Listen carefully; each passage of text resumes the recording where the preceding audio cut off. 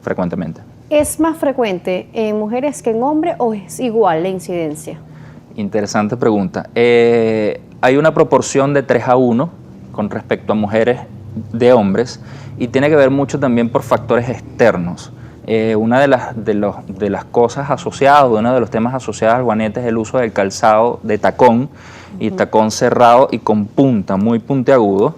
Y hay una imagen clásica de una rayos X que le hicieron a un paciente de su pie, visto desde arriba, y con un zapato normal, amplio adelante, y pues sus pies sin problema, pero cuando ese mismo pie le hicieron una rayos X con unos tacones pegados, entonces se veía algo así, ¿no? Claro. Y es prácticamente, pues, todo se centra adelante y eso puede producir deformidad y por eso lo vemos más que todo. Pero hay algo que se predisponga, porque por ejemplo, por mi trabajo yo utilizo muchos tacones. Por ejemplo, en este momento mi tacón es puntiagudo.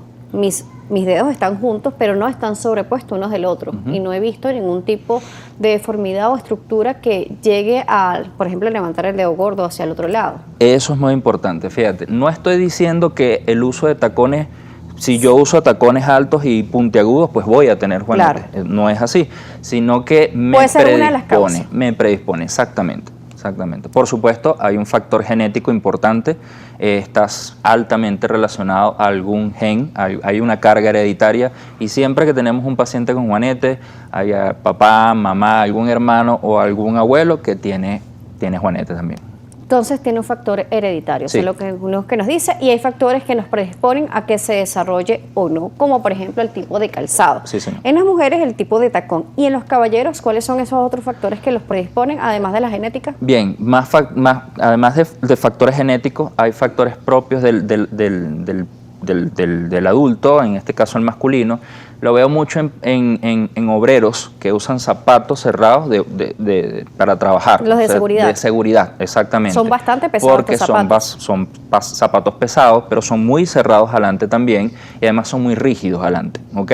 Entonces no le dan esa flexibilidad a la parte de adelante del pie y puede predisponer también. Por supuesto, igual, insisto, hay un factor hereditario que también predispone, ¿ok? Entonces si sumamos todo esto, pues quizás uno se pueda jugar más numeritos que otros a la hora de tener un juanete.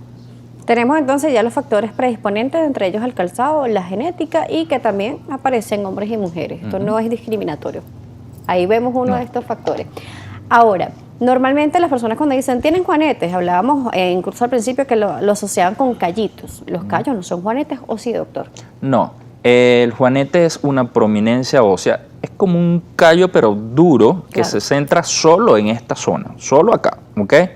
Hay callos que pueden producirse o que pueden aparecer en la planta del pie, ¿ok?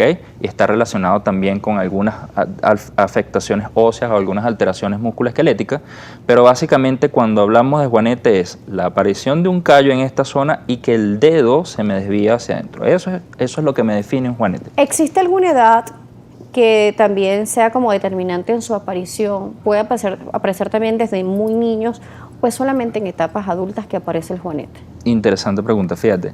En los adultos, en la etapa adulta, se ve después de la tercera década de la vida. Es como que el pico alto después de los 30, 40 años de edad, donde se ve más el pico de juanete.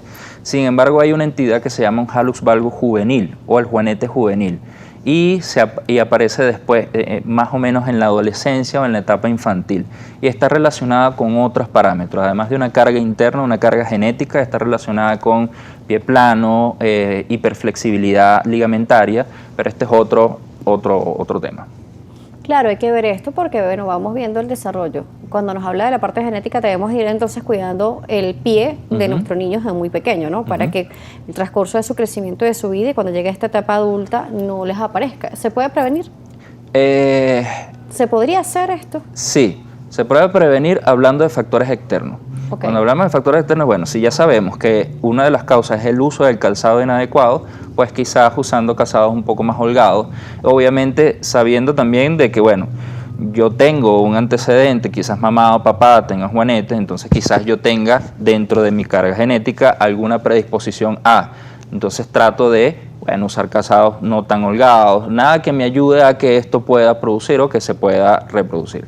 hay quizás en etapas tempranas algunas ortesis me refiero a algunas estructuras que se pueden usar, quizás separadores interdigitales, sobre todo en la noche, para evitar que en las etapas tempranas comience o se enlentece el proceso, porque esto es importante que lo conozcamos, que esta es una enfermedad progresiva, es decir, una vez que empieza quizás es difícil pararla, porque no solo es un problema de los tendones, sino de los huesos que comienzan a deformarse y se comienzan a desviar. Vamos a ver si en etapas tempranas usted dice que es difícil detener esta enfermedad, pero ¿se puede darle solución al paciente? Eso lo vemos al regreso. Vamos a ver el impacto más allá del dolor o la estética, qué impacto tiene a largo tiempo.